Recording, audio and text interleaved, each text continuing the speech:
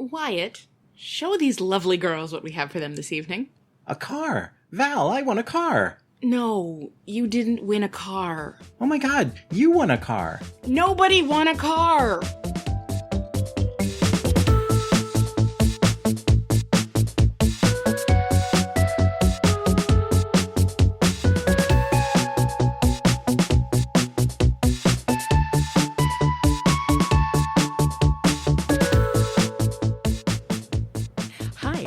Gila. Hi, I'm Rob Vincent. And welcome to episode 7 of Modern Technology. 107, I never remember what our numbering convention is. Yes, it's episode 107 as we're counting these things. Fantastic. Episode 107 of Modern Technology Watches. Episode 7 of season 1. Oh, I get it now. You see? Oh, right. Okay. Episode 107 of Modern Technology Watches. We're doing good. We're excited. We are. We are, and I'm not just excited because it's my pick. It is your pick. It is my pick. And I must tell you, I'm actually deliberating between 2 films to spring on you right now. Oh, wow. So you had me set all this stuff up and get our studio stuff together and do our sound checks and everything like that, and you didn't have a particular definite movie in mind? Well, I have 2 that I'm deciding between, and much like when we go to a restaurant and I'm like, I'm going to get one of 2 things, I'll let the spirit move me when the server asks me what I actually want. Oh, I see. It'll be kind of like that. It's going to be one of 2, and I'll figure it out when I get over the shelf, which I think I'll do right now. You know, there's a handful of change over there if you want to, like, flip a coin or something. No, I think I know what I'm going to do. Well, you know what you're going to do. You're going to make a bumping sound. No, so what you're going to do is get up and focus this way. I'm going to actually check how long both of these movies are. Oh, you're doing stuff over there now. Okay, I'm not looking. Okay. But you're doing things behind me on our DVD shelf. You're checking lengths of things. You're deliberating. I mean, there will be future episodes, so whatever else you... This one's shorter, so we're going to go with this one. We're going to go with the shorter one? We are going to go with the shorter one. Okay. Okay. So you're bringing something back. I am bringing something back.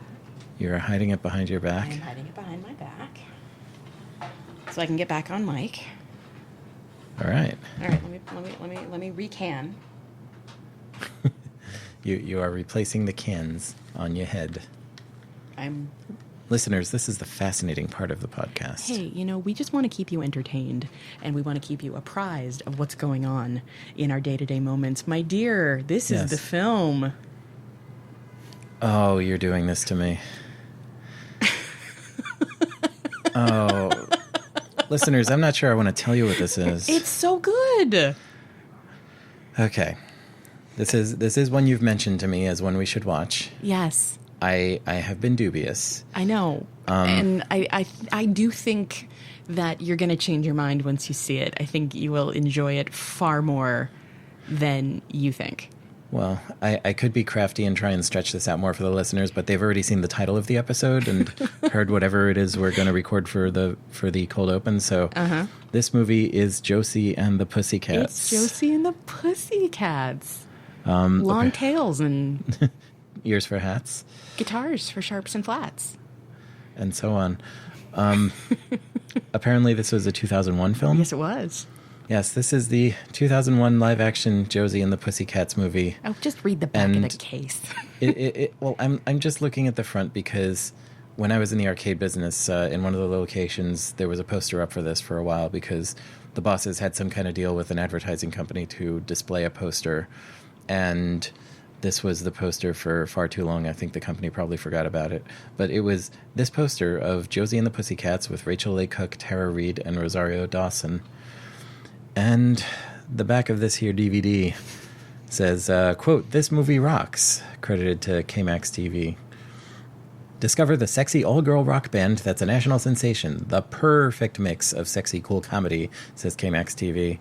What is KMAX TV? I don't know, but I'm never watching it. No, I don't want to prejudge.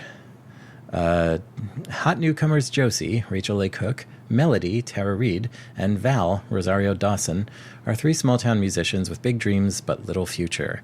Then fate gives the Pussycats the chance of a lifetime when band manager Wyatt, Alan Cumming...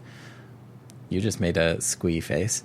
I did. I'm going to do that again. Alan Cumming Yeah, you just did it again. It's involuntary at this point. Of Mega Records signs them overnight to an awesome recording contract. Suddenly, Josie and the Pussycats are living life in the fast lane with sold-out concerts, a #1 single, and global stardom. But it's not all limousines and private jets. The Pussycats soon discover they're being played like pawns in an evil plot by the record label's maniacal CEO, Fiona, Parker Posey. You also just made a squee face. Yes, I did. Parker Posey? Who doesn't love Parker Posey? I know no one who doesn't love Parker Posey. I mean, I could say the same about Alan Cumming. So, right, yeah. Evil plot by the record label's maniacal CEO, Fiona, Parker Posey, to control the youth of America. And it's just got the picture of Rachel A. Cook and Tara Reid and Rosario Dawson with the ears, and I don't know about this, dear. I mean, I know that the last couple of these that I've shown you, you haven't been gushing with enthusiasm over. And you promised that this wasn't retaliation. It's not retaliation. I mean, I think we've promised every time we've gone back and forth that our choice isn't retaliation for whatever we've just been subjected to. Well, I think in the first set, though, it wasn't necessary because, Lifeboat was Lifeboat. You enjoyed the 10, and we both liked Rocketman, so... Yes. I'm not retaliating for anything. I think that... We'll talk about it after it's over, but... I think you're not giving it a fair shake. No, I've got to give it a fair shake. It's the rules of the podcast, which we've made up. Yes, we've made up. Yes, it's our own rules of our little established universe here. And okay, I won't crap on this too much before we've seen it. I will only point out that I never liked the cartoon and had to watch it because it was one of the cartoons that were on Saturday mornings and such, and my sister liked it. See, I never watched the cartoon, so I had no preconceptions at all when I first saw it. You didn't miss anything. It was crap. This is what I've heard. So I think... Yes. Let's do this thing. Okay. And then we can come back and talk about it. Okay, well... Says the man who sounds like he's being led to the gallows. Just... Listeners, keep me in your thoughts through the music break, and let's see what happens when I come out the other side of this. I have faith in you, dear. Josie and the Pussycats. I ask you.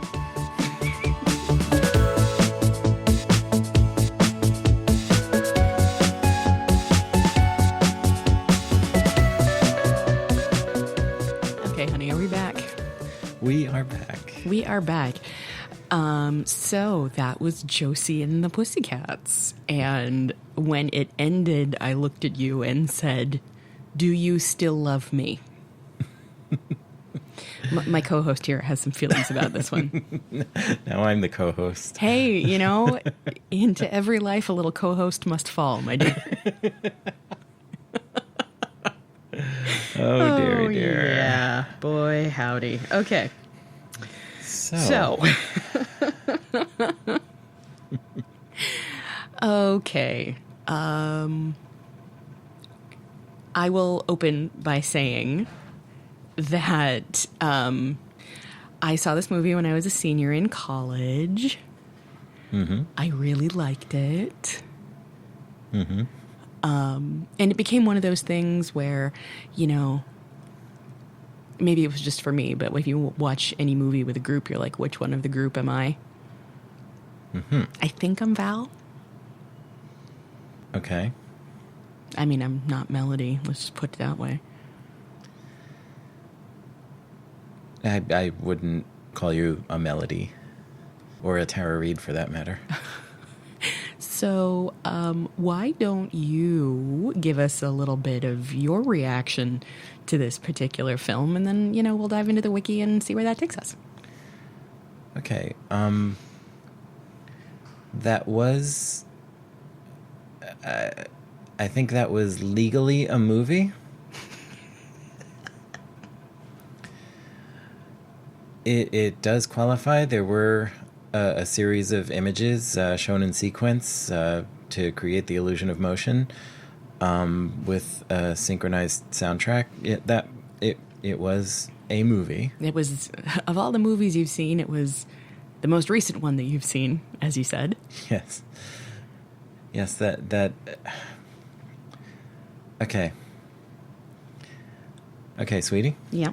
What the fuck did you just make me watch? I really thought that you were gonna enjoy it more than you did. I did not have a doubt. I did not have a Dow of Steve reaction to this movie, though. Can we just say that? And what would you? What is the Dow of Steve reaction? I didn't say it and said, "Oh my God, this is problematic, and I don't like it anymore." I didn't do that here. Okay. So this movie was painful. Why would you say that? It caused me pain. It was... I need you to elaborate on that, though. See, now, I am not going to Bogart your famous Max Wright line. Bogart away, dear. No, I hate this movie.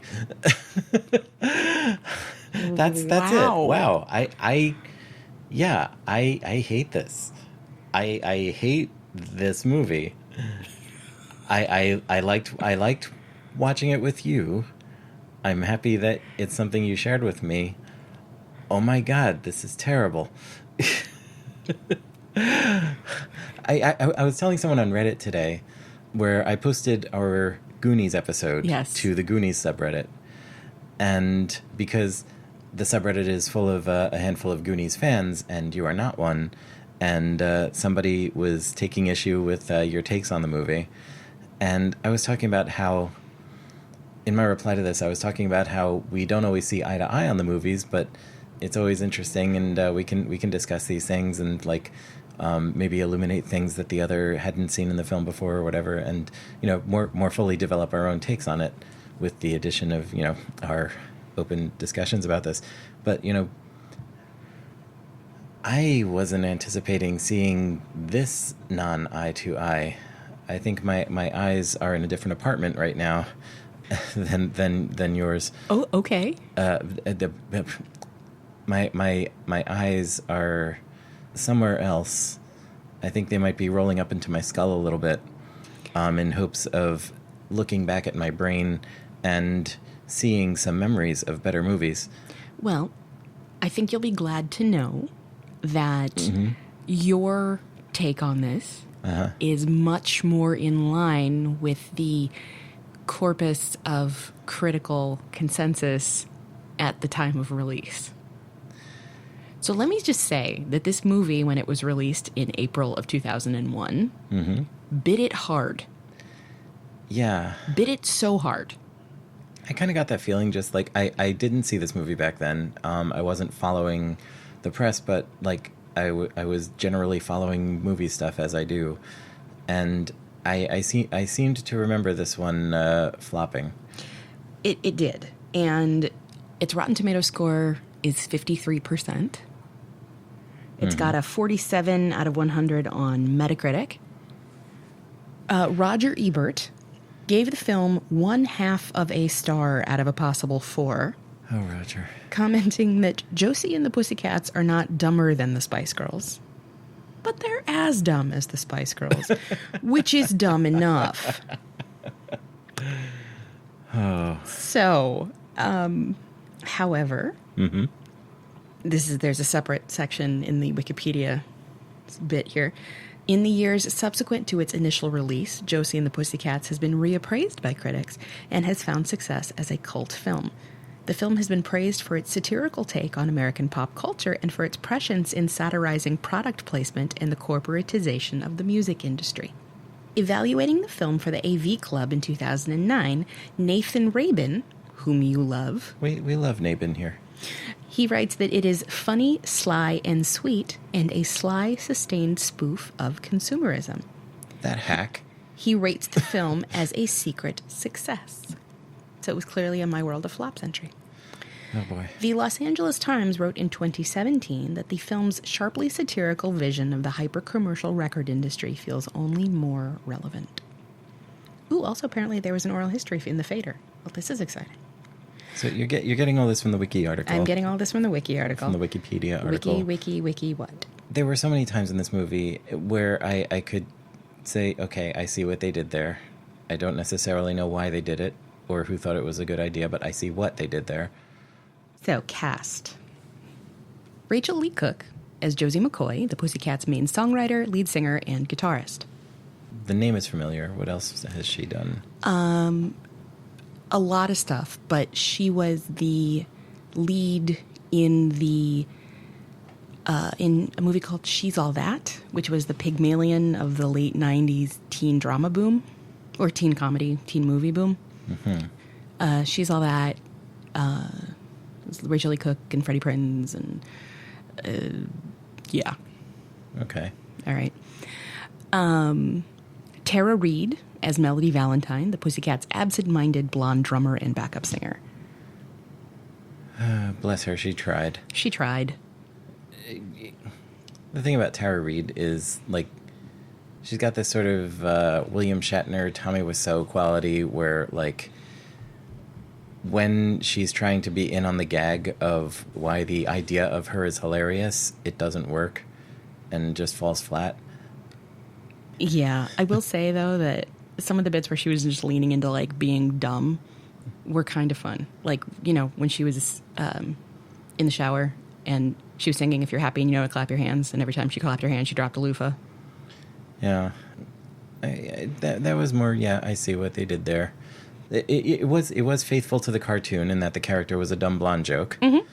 And so I guess, like, if you're making a movie and you need to put in the dumb blonde joke in 2001, I guess you go get Tara Reid. Rosario Dawson as Valerie Brown, the Pussycats' strong-willed and perceptive bassist and backup singer. And watching her in this, it just seems like she's kind of aware that she's better than anything that's going on around her. And I just hope that, like, she invested whatever this film paid her in a wise and, you know, healthy manner. Yeah, I feel pretty good about that. Okay. Gabriel Mann as Alan M. Mayberry, a folk guitarist and Josie's romantic interest. Meh. I know. I know. Okay, moving on. Paulo Costanzo as Alexander Cabot, the band's flamboyant and snobby manager. Now, in the cartoon, he was basically Shaggy from Scooby-Doo, just drawn slightly differently with sunglasses on. Okay. But that was the function he filled in the stories, and he had a very similar voice, and yeah, he was kind of there. So he was also having a moment at this point. In this actor? Yeah. This came out in April of 2001, and later that summer was Road Trip. Okay, I know I've seen Road Trip. I don't remember a damn thing from it. We have it on the shelf if you ever want to see it. But so this guy was in that? Yes, he was. He was the brilliant but lazy stoner. As opposed to in this movie? Yes, where he was not brilliant. The thing about him in this movie is you could tell they were trying to do the comic relief thing with him to an extent. But Alan Cumming's in the movie. Yeah, we'll get there. We'll get there. Okay, and Missy Pyle as Alexandra Cabot, Alexander's talentless twin sister. And yeah, in the cartoon and in the comic books, I guess, like she says in the film at one point, they ask her why she's here, and she's like, "I was in the comic book." That was one of the weird moments of this movie where it was like, "Oh, you're doing a fourth wall thing now. Like, what kind of movie are you actually trying to be? Do you even know movie?"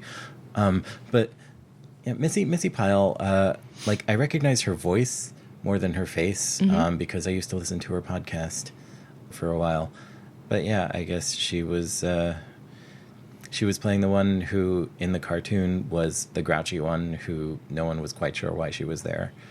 Yeah, so I'm here because I was in the comic book. Yeah, I'm just here so I don't get fined. Yeah, that happened. Although in the cartoon she also had a snotty cat. which they didn't do here. Maybe he would have shown up in the sequel. Had they done one. Had they done one. Alan Cumming as Wyatt Frame, a manipulative promoter who recruits and manages young bands for Mega Records. Alan Cumming. Alan Cumming. Alan Cumming. My dude, Alan Cumming. I love Alan Cumming. I mean, not as much as me, but no one does. Not as much as you. Not in the ways that you do, I think. But that's fair. No, I can always enjoy Alan Cumming. He was Boris the Russian hacker in GoldenEye. He manages to be in these shitty movies, but also be awesome at being the guy in the shitty movie. Like, he was in Son of the Mask, which is like a by-the-numbers guide to how and why not to make a movie. And it was terrible. Everything about it was just the sludge at the bottom of the bottom of the bottom of the barrel. But Alan Cumming was great in it. Yeah, I mean, we could just list all of those movies. Yeah. The Flintstones and Viva Rock Vegas. Right. He's that guy. He was worth, like, I pretty much spent the entire movie just waiting for the next Alan Cumming part. Mm-hmm. So did I. Yeah, he was the bit in this movie that I liked. Okay. Parker Posey as Fiona, Mega Records CEO who uses subliminal messages to manipulate teens' spending. Parker Posey. Parker Posey. I love Parker Posey in stuff. She's great. She did this movie Party Girl, which was, I think it was the first movie to premiere online. Like, they showed it online, and this was in, like, 1998 or something, and so it was like a little postage stamp sized window in, like, blurry Real Player or some crap. But they did it, and it was an indie movie where she played the titular party girl, and she's another one who, like, she's got this Sandra Bernhard quality of, like, just being that person in the movie, but, like, flaunting it and just riding it off into the sunset as far as it'll go, but in this movie she was just okay. Like, she's done better with that sort of role. Like, she was in one of the what the hell was it? The vampire movie, the vampire movie with all the black shiny leather from about the same time. Underworld? I think it was in one of the Blade movies. Maybe? Oh yeah, Blade. Yeah, she was in one of the Blade movies. Yeah, she kicked ass in that, and yeah, I like her a lot, but it worked to her favor that most of her stuff in this movie was with Alan Cumming. Yes, yeah. But in this movie, like, just her character doesn't really gel into anything remarkable, unlike Alan Cumming. Well, Alan Cumming. I just have a goony grin on my face right now, don't I? Yeah.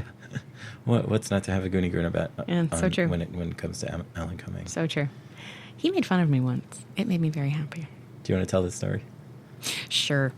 When they did the 2014, a few years ago, the Roundabout Theater Company reproduced the 1998 revival of Cabaret with Alan Cumming. And of course I went. Sure. A friend of mine is a Hip Tix member at Roundabout, so there's, like, low prices for people under 35. So we went and saw Cabaret, and it was raining, but I waited at the stage door anyway. And Alan Cumming came out, and he was signing playbills, and I lost my damn mind. And I'm from the upper Midwest. Well, I'm from the Midwest, but I spent some time living in the upper Midwest, and you can tell when I'm very energized, either when I'm deeply intoxicated or really, really, really excited. My Minnesota comes out. I've seen it happen. And I've heard it happen. I've made it happen on occasion. Yeah, well. And he came over, and I was freaking out, and I was like, oh my God, I can't. And he signed my playbill, and he kept walking, and I just kept talking because, like, I couldn't. And he stopped interacting with the person whose playbill he was signing and looked at me and mimicked my accent perfectly and went, oh my God, I can't, because, like, he's really good at accents. So yeah, Alan Cumming mocked me to my face. I put this on Facebook. I was like, Alan Cumming mocked my accent. I can die happy now. And all of my friends who know of my undying love for him were like, Gila, oh my God, this is like a dream come true for you, wasn't it? And he said, yeah. You have no idea. That is awesome. It was a big night. Okay. Next is Tom Butler as Agent Kelly, the government agent who collaborates with Wyatt and Fiona in the scheme. Yeah, kind of. Yeah, he was there. Dollar store Robert Stack. Yeah, that's it. Okay, we're going to do the next four as a group, because they were. Donald Faison, Seth Green, Breckin Meyer, and Alexander Martin as Du Jour. Du Jour. Du Jour. The boy band. The boy band, who, we'll get to them in the plot summary. But I thought it was clever that they called the band Du Jour. In what sense? Well, what does du jour mean? It means of the day. Of the day, right? They were the flash in the pan that was exciting in that particular moment. And then they got replaced really quickly with the next special of the day. I see. I think that Kaplan and Elfont were trying to be very meta in everything that was going on. Yeah, so Kaplan and Elfont. Yes. Harry Kaplan and Deborah Elfont, who were the co-writers and co-directors of this movie, who also... So it's their fault. They also did Can't Hardly Wait, and now they do a bunch of TV stuff. You haven't seen Can't Hardly Wait. I'm not even going to try to show you that one. You would hate it. You would hate every single thing about it. Okay, I'm willing to take your word for that. It's about a high school graduation party. I'm sorry, I was already just kind of falling asleep from the middle of that sentence to the end.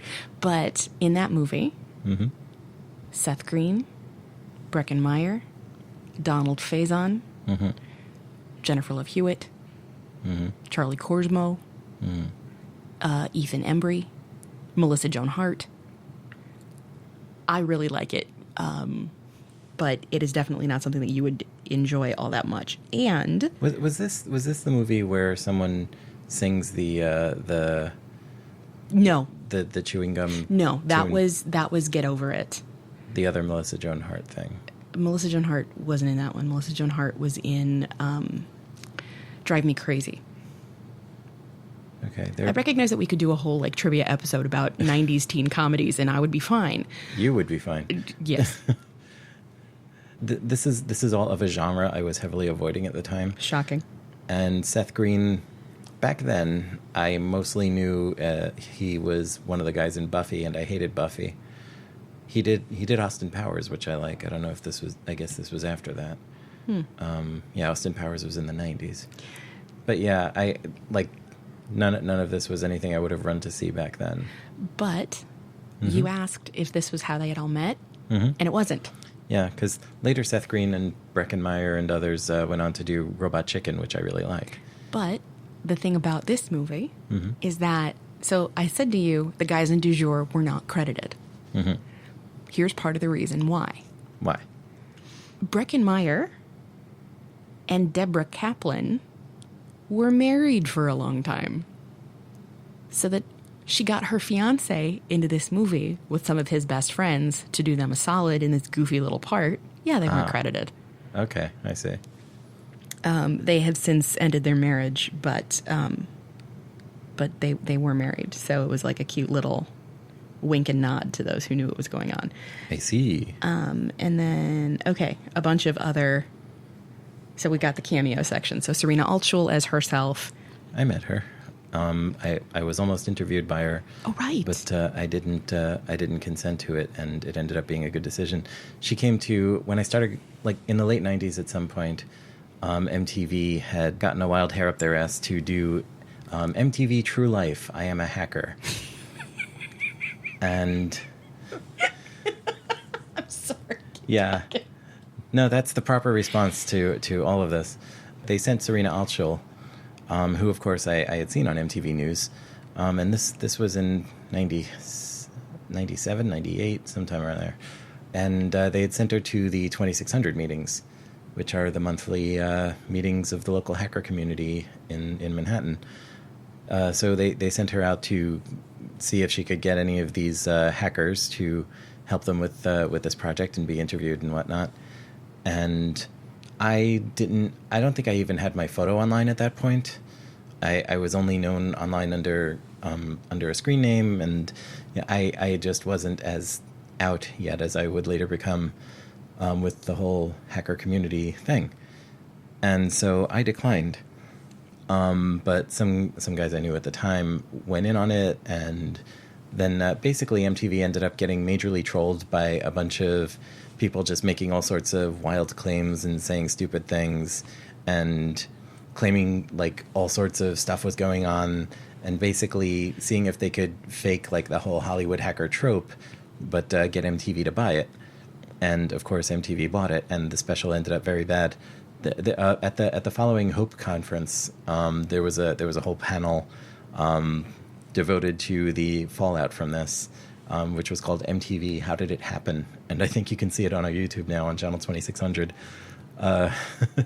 This was before I was on staff at the conference or the radio show or anything, but like I was hanging out at the time, and yeah, so I spoke to her a bit, but off the record, and she seemed genuine enough when we were at Citigroup and just talking about stuff.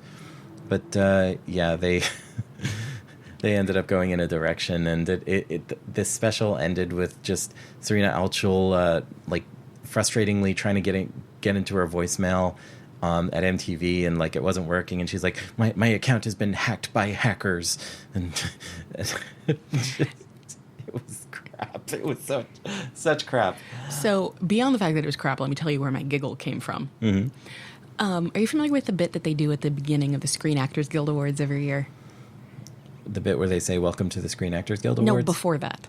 It's the pre-open. They don't have like a monologue at the Screen Actors Guild Awards, but what they do is they focus in on, they like zoom the camera around the room and they focus in on like 3 or 4 or 5 people.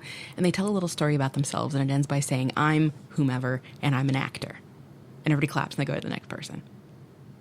I think I would really like to do a short film of a bunch of you guys telling a little blurb about yourselves and ending it like, "I'm whomever and I'm a hacker." Carson Daly is himself. Oh, God. Aries Spears is the other Carson Daly. Carson, I love you, Carson. Play My Chemical Romance. Woo! Oh. Eugene Levy as himself. Yeah. I don't know who he was doing a favor for. Kenneth Babyface Edmonds as the chief. And I said to you, "Oh my God, that's Babyface." And I said, "Oh my God, what are you talking about?" So Babyface is a producer and a musician, and he was involved in the making of a lot of the music, and his wife at the time, I don't know if she still is, was the music supervisor. Did anyone in this movie remain married to the person they were? I don't know. Russ Leatherman as Mr. Moviephone. Yeah, there's a reference to date this whole thing for you. And Harry Alphont mm-hmm. was the pilot of the plane. For the younger folks today who won't remember what Moviephone is, how would you describe Moviephone? Oh, Moviephone. Okay, so I will freely admit that I'm a person who really does not like touching newspapers. Mm-hmm. I hate it. Mm-hmm. So if you're a person like me and you wanted to go see a movie, but you weren't going to pick up the local newspaper to find out what time things were playing. And this was before you could pull anything up on the internet for any theaters around you. This was before any of that was possible. Mm-hmm. And you didn't want to call and talk to a human being. Mm-hmm. You would call up Moviephone. And there was Moviephone in every area code. And 777 Film. Mm-hmm. And you would call, and Mr. Moviephone, who had an amazing voice, would welcome you to Moviephone. And then you could ask Mr. Moviephone about movies or about theaters, and you would find out what time things were playing. And I used to joke, and I'm not the only one, I would say Mr. Moviephone was my boyfriend. And he had this very distinctive voice. Hello, and welcome to Moviephone. If you know the name of the movie you'd like to see, press 1. For a list of current movie titles and previews, press 2. Was Mr. Moviephone your boyfriend too? No, but you know how much I loved and still do love playing with telephone-based automatic services. It's so true. And I spent a lot of time trying to get somewhere I wasn't supposed to be in the whole Moviephone system, but it ended up not working. But the one thing also that I remember about Mr. Moviephone is I guess they had him record the names of all the localities in which this thing was active. And I grew up in Suffolk County, New York.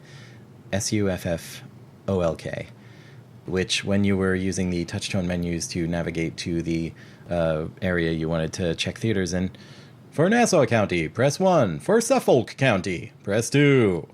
So you're saying they didn't have locality experts around telling him what was correct? Yeah, there were no Long Island-based dialecticians on staff at MoviePhone. I wonder if MoviePhone still works. I also wonder if MoviePhone still works. Hang on a second. Okay.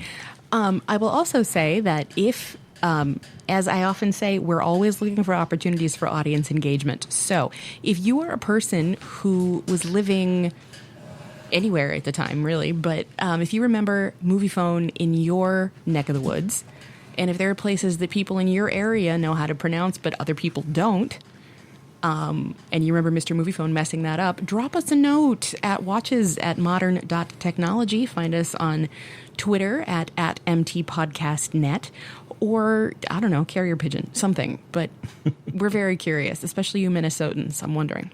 You Minnesotans. Yeah. You people. You Minnesotans. Could Mr. MoviePhone say Edina correctly? Could Mr. MoviePhone say Wyzetta correctly? I'm curious. You know what I'm going to do? What are you going to do? I am going to get my little phone here. Mm-hmm. And I'm going to call. I'm so excited. MoviePhone. In fact, I'm going to call MoviePhone in my old area code because I know that one worked. And I'm going to do this on speaker and see if it does anything. Calling Vape Conventions and USA CBD Expo. If you know your party's extension, you can dial it now. Press 1 for sales, 2 for marketing, 3 for accounting, 4 for general inquiries for the operator, press 5 for Jason Monty, 6 for Nicole B, or 7 for the dial by name directory. So that's a no. That's a no. But wow. Now I'm searching. Hang on. MoviePhone. Go. So MoviePhone still exists as a website, moviephone.com. But if it's just a website and no longer a phone number, how can it be MoviePhone? Oh, honey, I have no idea. Oh, here we go. But of course it's a CBD thing. Everything's a damn CBD thing now. History. On February 23rd, 2014, it was reported that MoviePhone would be shutting down its call-in service and its 777 film phone number, but would maintain its mobile app services. Wow. Also, it's the end of an era 5 years ago, and I totally missed it. Also, the people who own MoviePass bought MoviePhone last year. But didn't they take a swirl down the toity? A little bit. Or MoviePass did. I don't know if Helios and Matheson Analytics did. Did you just say down the toity? Yes. Love it. Okay, so. Okay, that was a little... It was kind of amazing, though. Are you ready? Okay, yeah. After getting back from a slight diversion, I am ready to get back into whatever the hell... Did we just watch a movie? A little bit, yeah. Yeah, it was something to do with... Let me remind you. GoldenEye? Okay. Did we watch Son of the Mask? No. We watched the Flintstones in Viva Rock Vegas. Oh, okay. Okay. Wyatt Frame, an executive with the pop music record label Mega Records, is confronted on a private jet by boy band Du Jour over a strange backing track they discovered on their recent single. Wyatt and the plane's pilot parachute out of the jet, leaving it to crash and kill the band. And do you remember what Wyatt said to the pilot before they put on their parachutes and jumped out of the plane? I did like that. He said, "Take the Chevy to the levee." Loved it. They made the day the music died joke, and made a joke about a plane crash in 2001. This movie was released April 11th, 2001. Okay, so like this joke was funny for maybe a solid 5 months. Yeah, there's a subreddit I found called Aged Like Milk. Yeah. Yeah. Okay. Wyatt lands outside the town of Riverdale and begins searching for a band to replace Du Jour.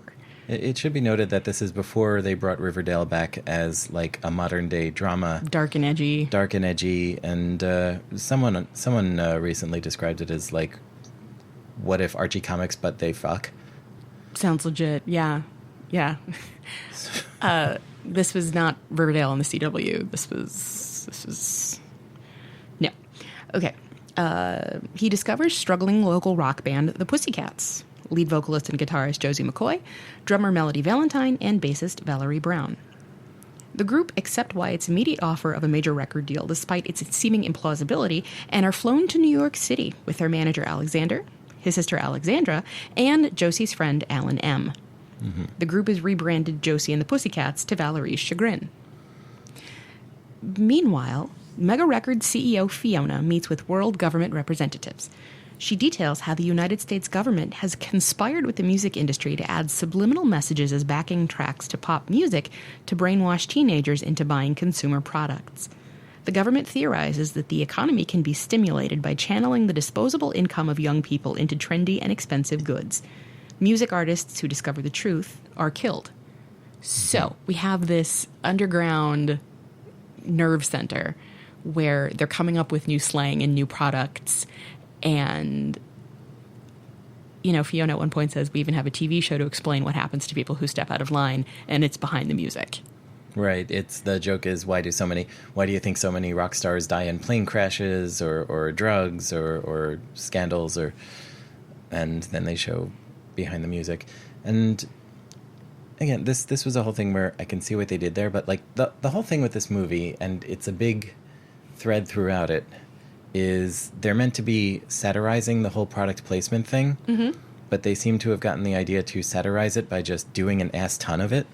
Which, by the way, unpaid. They just did that. Okay, but it still just feels really oily.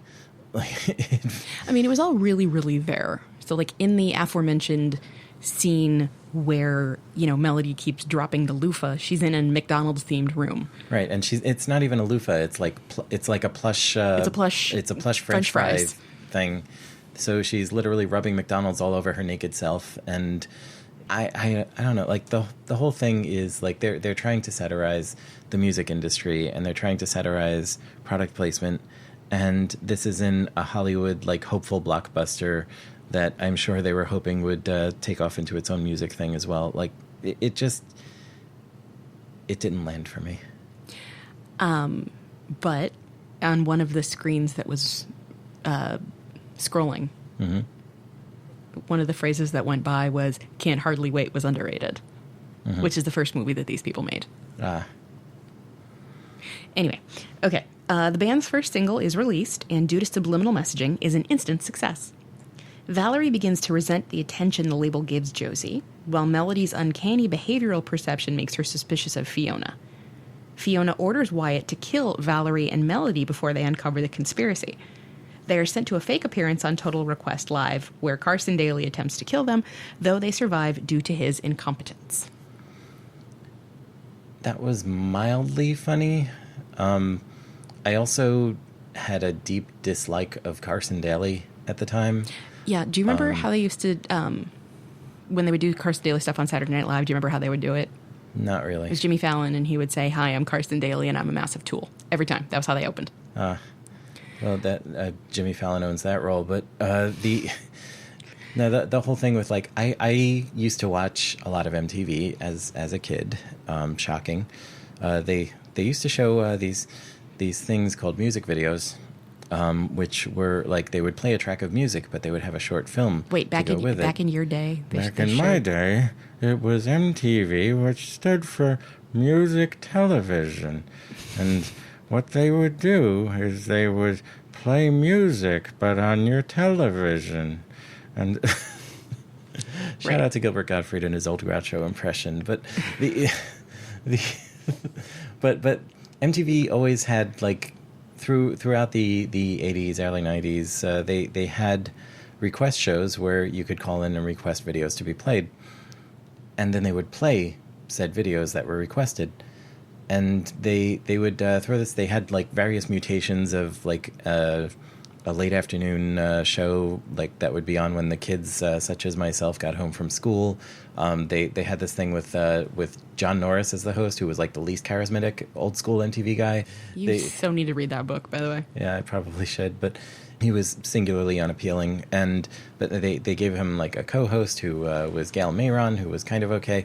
But what they would do is, they would play music videos, and then Total Request Live came along, and it was this big format shift. And for people who watched maybe a little too much MTV at the time, it was a bit jarring. But it was in the guise of a request show, but then people would request videos, and they would play like a minute of them. And then the rest of the time was spent just like watching Carson Daly talk to these kids who were in the studio jumping up and down like idiots, or point the camera out the window at the idiots out in Times Square. But it also became a place where things happened. And it was, they built this windowed studio over Times Square. And I remember being in Times Square once and trying to figure out where we were. And I said, okay, MTV's at 1515 Broadway. And someone said, how do you know that? Whoa, dropping docs on the podcast. Someone said, how do you know that? I said, because there was a show called MTV News 1515. And they said, So you had this windowed studio, and kids would line up because that's where the bands they wanted to see were there. And Total Request Live was also where Mariah Carey did the whole passing out ice cream thing while she was having her meltdown. And was she melting or the ice cream? A little bit of both. But Okay. she basically came on TRL dressed in a bikini and pushing an ice cream cart. And it was right around the time of Glitter, and it was just not good. Oh, dear. Yeah. Yeah. But so TRL was this it was definitely a thing. And it was also one of those things where if you knew what was going on kind of in the world of popular culture, you knew that Carson Daly and Tara Reid at that time were dating. You knew that I think they were engaged at that point. See, I had no idea. So I somehow managed to miss that news. How did you miss that? So seeing Tara Reid and Carson Daly having this little chat in character, but still about all the things they have in common. Yeah, they were fighting, but also flirting. Yeah. Carson Daly is not a good actor, and neither is Tara Reid, so it worked perfectly, I guess. But you had them, discussing, and at one point he said maybe we could date, and she said yeah, and then she hit him, and as if I would ever date a guy like you. So this was another thing, kind of like winking at the camera, going, "See what we did here."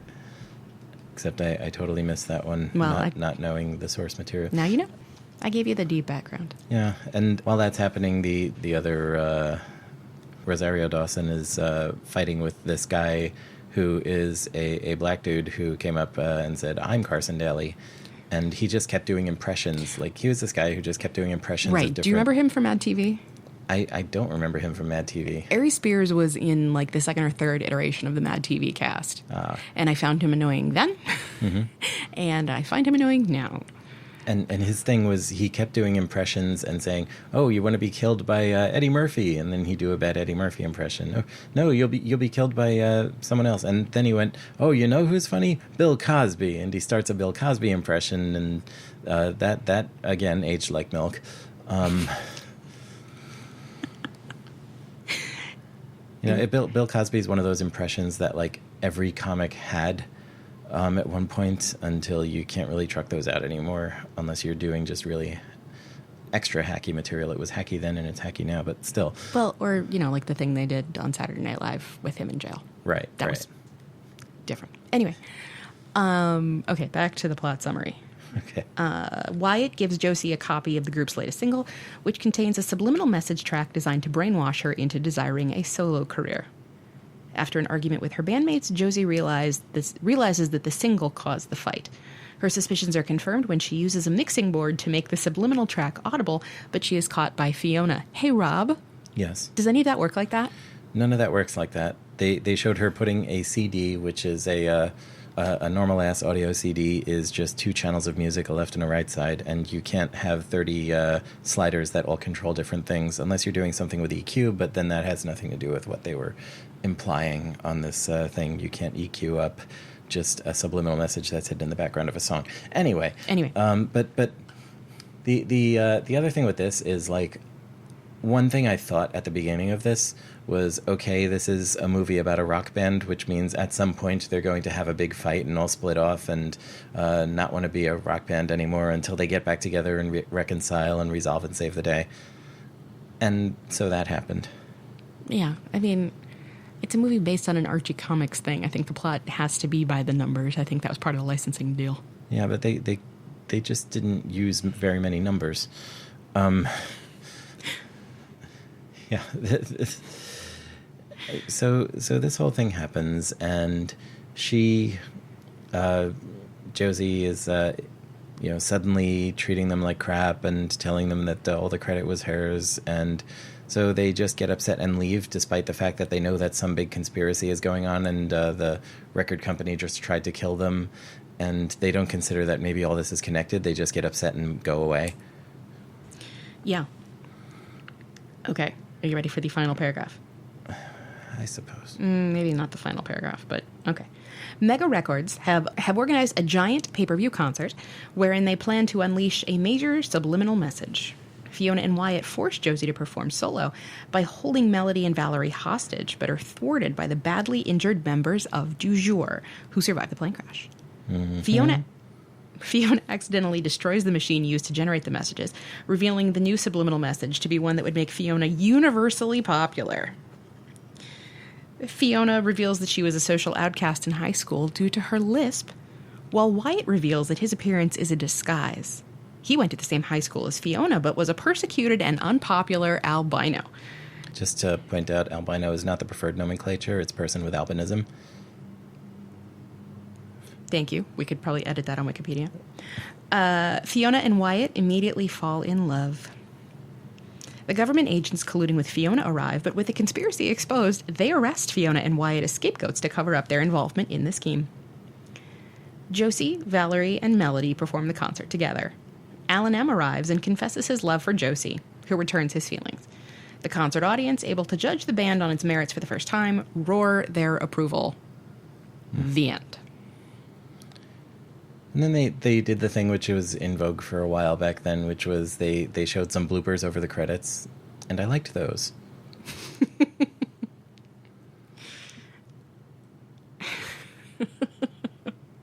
Those were fun. Those were fun. Watching Parker Posey trip over a line once or twice, and Rachel A. Cook hit the microphone with her nose, and then asked if they saw her hit the microphone with her nose. That was fun. I enjoyed that. But yeah, there were no surprises in the resolution to this thing. The whole love story was garbage. Yeah, it didn't really make a lot of sense. It was like in the beginning they're fixing a truck, or she's fixing his truck, and there's this whole. She's frustrated because she thinks he's going to ask her out, and then he doesn't, and she's just like, "Oh, I'm being friend zoned." They have no chemistry. I mean, Alan Cumming and Parker Posey have more chemistry, but both of those individually have chemistry. Yeah. Yeah. So I can see, like, on the whole, this movie. Yes. As I said, it didn't seem to know what kind of movie it wanted to be. Like, was it trying to be something inspirational for young girls? But then it starts with the whole Du Jour Backdoor Lover song, which is actually hilarious because it's a cheesy 2001 era boy band song that's thinly veiled references to I'll just let the listeners figure out what Backdoor Lover is about. But it's naughty. But so they're throwing jokes like that in there, but at the same time it's like kind of girl powery, but not Spice World, but like criticizing advertising, but doing a lot of it itself, and I couldn't figure out where this ride was trying to take me, let alone decide whether or not I wanted to go with. So there were things that I found entertaining, and part of it was, growing up as a girl, man, in the 90s, and trying to unlock what it was about how people knew what to get, and how people knew what was popular. And I just noticed tonight that Alan Cummings' glasses changed color repeatedly, and they were the color that they were trying to get everybody to wear at that time. So the scene when they're in the record store and those girls were like, pink is the new red, he's wearing pink glasses. And then in the one of the du jour videos when they're all wearing orange, he was wearing orange glasses. When everybody's wearing blue, he's wearing blue glasses, because these are the people who set the trends. Yeah, I miss that, and I love colorful sunglasses, so that's they were trying to speak to me. But even as a kid, I remember watching commercials where they would talk about, like, especially clothing commercials, when they would talk about, oh, this is the latest thing, and these are the things that everyone wants, and like Old Navy commercials would come on and people would be like, oh, these khaki floods are everything, and like, why are they everything when this is the stuff that would have gotten you beaten up if you wore to school like last year? And I always wondered who decided these things. There's material there. There's possibility there to use that and make something interesting. But not this for me. Okay. And, I've long been like an advocate of media literacy, and I've done work in the field. That was part of why I thought you were going to get more out of this movie than you did. I couldn't get out of this movie. It was in our apartment, and we were having dinner. You were going to appreciate this movie more than you did. How about that? Okay, but I guess like I could see what they were trying to do, and yet like watch them fail to do it, at least for me. And that's kind of even sadder than them not trying in the first place. What did you think about the music? The music is like the exact thing of that era that I was really aggravated with. Okay. That whole sort of manufactured sounding pop punk that was everywhere. I don't even know how to explain it. It's like this music that tried to gather the trappings of angry, rebellious punk, but like repackage it in a safe manner to be saleable on the Walmart shelves. And I know I feel like an old punk bastard when I say this, but like it's just the feel of, I think this is also for me. And given my age at the time, like mid 20s, kind of grown out of the high school teenage stage where like you're identified socially with the music that you listen to, to the point where you start forming your own genuine tastes and things. Like I was at a point in my life where I was really getting fed up with the music that the radio was trying to tell me I should be buying, and this sounds so much like everything I was trying not to let in my ear holes at the time. Okay, so what did you think about the nonconformist type who came up to yell at Wyatt? I think she's my favorite one in the movie. And then you saw what they did to her. Yeah, he in this scene, it's in the record store, and Wyatt he has the CD of the final du jour song because he's just had them killed on a plane and he's in Riverdale looking for a new band, and he goes to this humongous record store, which for our younger listeners, and back in those days they had a store that would sell music on a variety of physical formats. And you would go in and you would buy the music that you liked, and you would take it home and you would listen to the music. But he's in this massive record store, and he just gives the counter guy the CD and says, play this, it's the latest du jour, and I want to gauge the reaction to it. And that's when you see it like working on people. People are listening to it, deciding orange is the new pink, and I want to go buy some kind of soda or whatever. And then there's this one like Hollywood's version of Hot Topic goth. Very accurate. And she's just not digging it, and he goes straight to her, and he's like, "Oh, everyone else seems to like this," and she's like, "I don't like it," and he goes, "Oh, I'm so interested to hear what you as a nonconformist think, and we in the record industry want to find out what we're doing wrong." And so he takes her for a walk, and he's like, "Please tell me all about your thoughts on this." And we'd love to hear what we're doing wrong. We'd love to hear what we're doing wrong. And just as she starts to tell him, like, he opens a door, and there's this van from his record company where they just pick her up and abduct her and slam the door. The van drives away, and she's never heard from again. But she was heard from again. You saw when she popped up later. When did she pop up again? When they were doing the demonstration, when everybody was in the bunker, when they were doing the demonstration of the ears. Okay. She was there. She's one of the kids who they were feeding the messages to when they were showing how the Josie ears were going to work. She was there. And it was all kids who were dressed like Hollywood's perception of a Hot Topic goth. All the Smells Like Teen Spirit kids, because that was the code phrase that he used, were there so they could, they were the guinea pigs for the experimenting. I see. Aren't you glad you watched this with me? Because you're getting all the Easter eggs now. Yeah, I totally missed that. I think at this point, this is a point in my life where I was too Daria for MTV, and that is a great way to explain it. This movie makes me kind of glad the recording industry is collapsing in on itself. Fair. The other thing that this reminds me of is at the end when the agent arrests Fiona and Wyatt, and they're like, "Wait, you were in on this in the beginning," and he goes, "Oh, we were going to shut down your operation anyway after this concert," because it turns out that subliminal messages only work a lot better in movies. And then you hear a movie phone guy saying something like Josie and the Pussycats is the best movie ever, and you see the Josie and the Pussycats movie title so it said Josie and the Pussycats is the best movie ever superimposed on the screen, and under that in smaller red letters it said join the army. Right.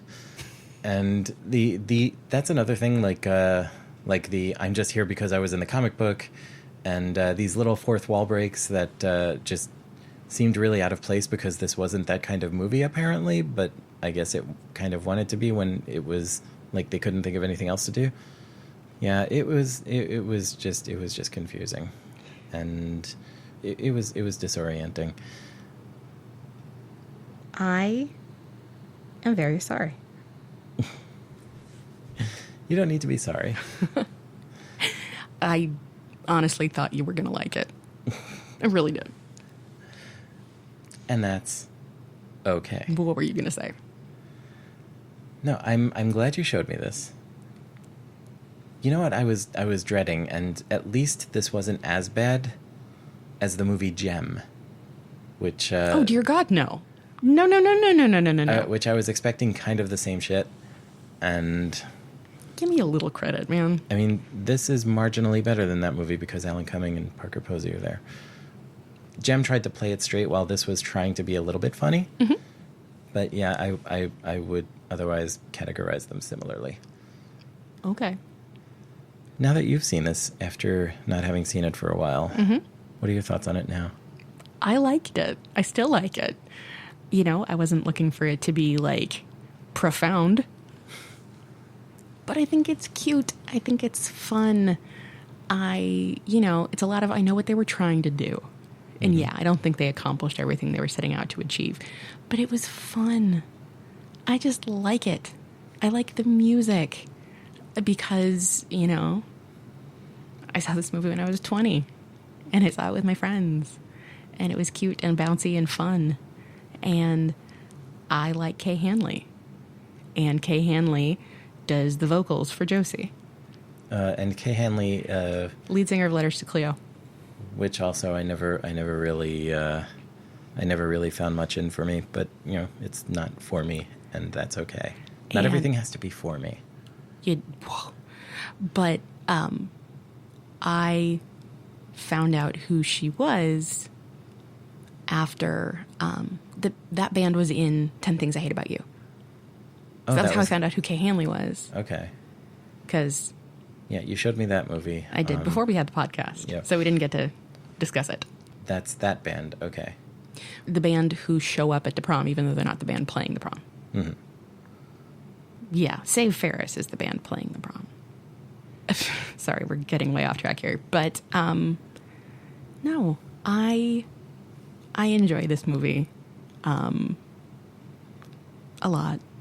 And when the movie was over, you said to me, "Do you have the soundtrack?" And I said, "Actually, I don't." Yeah, and I said, "Oh, I would have bet money on that. I would have lost whatever money I bet on you having the soundtrack." It's true, but I'd also forgotten like some of the people who were involved in writing the music. Yeah, apparently Jane Wiedlin was in there. Jane Wiedlin wrote some of it. Adam Duritz was part of it. Adam Schlesinger was part of it. You know, Adam Schlesinger, in addition to being in Fountains of Wayne, has a whole like sideline in movie music. Like, homie was Oscar nominated for writing the song "That Thing You Do." Uh-huh. Yeah. Which I liked. I know. I was there. So there was some talent in this movie, Mm-hmm. and involved in its production. Mm-hmm. And there were bits and pieces about it that I could appreciate, but I can also fully accept that this is not a movie that's for me.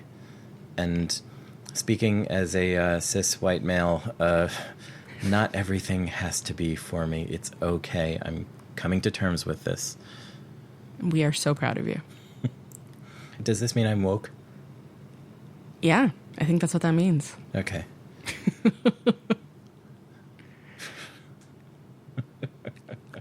So, where's your Firefly, Mr. Firefly? My Firefly is listening to a different album. All right, mine's up.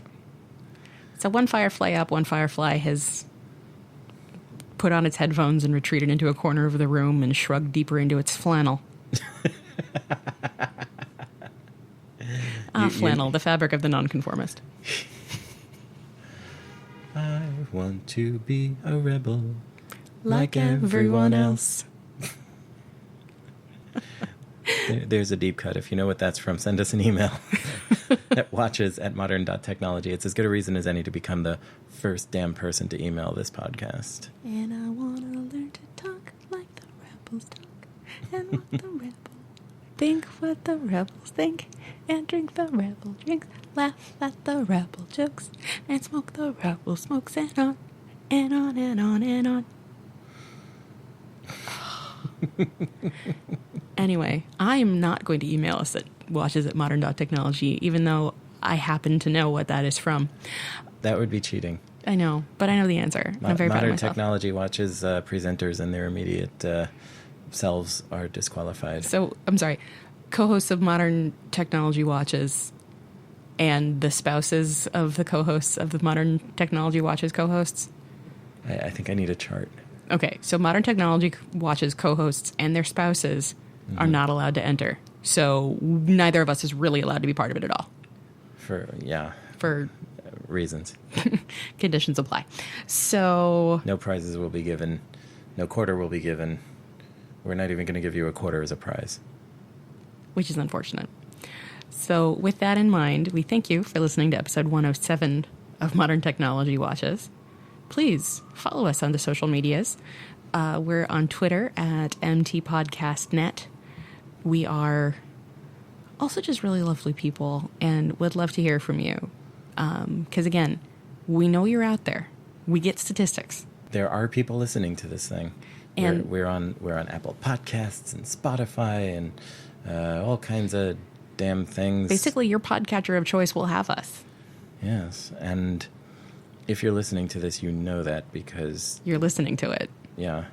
So for those of you listening to our podcast, you should listen to our podcast. And But thank you for listening. thank you for listening to our podcast. So until the next time, thank you for joining us. We will catch you next time. We'll see you at the movies. I'm still not convinced we can use that. We haven't heard anything yet, have we? Maybe we can use it subliminally.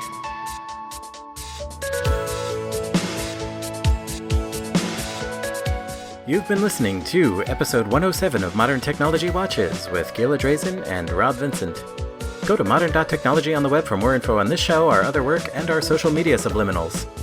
Our music is The Promise by Torley Wong, released Creative Commons Attribution Share Alike 3.0. Find more from Torley at torley.com. Thank you, Torley. Content from wikipedia.org is used under Creative Commons Attribution Share Alike License 3.0. This podcast is released under Creative Commons Attribution Share Alike 4.0, produced by modern.technology. Send us email at watches@modern.technology.